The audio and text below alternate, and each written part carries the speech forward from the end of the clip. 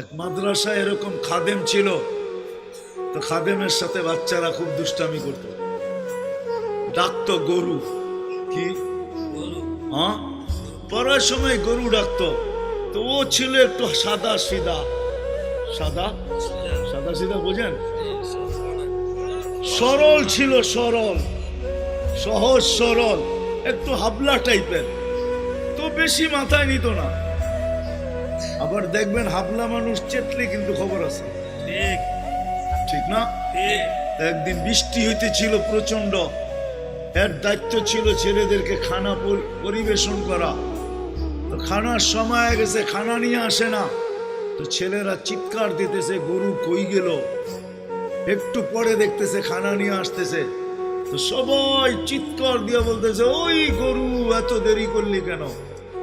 বাস সরল সহজ তো লেগে গেছে মাথায়।